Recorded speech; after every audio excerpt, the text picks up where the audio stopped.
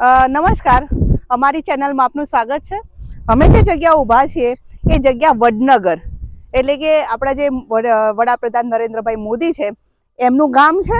અને આ જે તળાવ તમે દેખી રહ્યા છો એ શર્મિષ્ઠા તળાવ છે।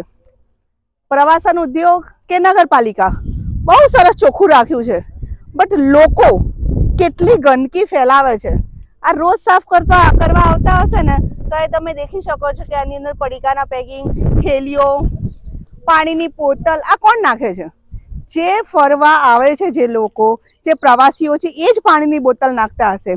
કોઈએ આ શો મેચનું આવડું મોટું જે બોક્સ છે એ પણ અહીંયા નાખી દીધું છે। શું તળાવમાં આ બધી જગ્યા નાખવી જોઈએ? અને આ તો જે તળાવ છે અથવા તો જે પાણી છે તો આપણા જલદેવ છે અને એને આપણે આટલી ગંદકી કરીએ તો ના ચાલે। પ્રવાસન ઉદ્યોગ કામ કરી રહી છે, નગરપાલિકા કામ કરી રહી છે, પણ આપણી ફરજ નથી કે આપણે પણ સાથે મળીને કામ કરીએ, ગંદકી ના ફેલાવી જોઈએ।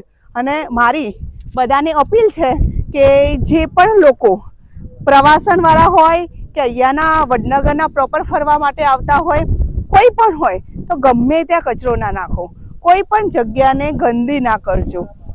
પરંતુ એક વસ્તુ બહુ સારી છે કે આટલા બધા લોકો પ્રવાસીઓ અહીંયા આવતા હશે છતાંય તમે દેખો કે ચોખ્ખાઈ બહુ છે, બહુ શુદ્ધ પાણી છે, બહુ ચોખ્ખું છે અને તળાવની આજુબાજુ પણ ક્યાંય તમને કચરો દેખવા મળવાનો નથી। શું તમારા ગામનું તળાવ, તમારા ગામની નદી, તમારા શહેરની નદી પણ આવી ચોખ્ખી છે? નથી? તો આવો બધા સાથે મળીને એને સ્વચ્છ અને સુંદર બનાવીએ।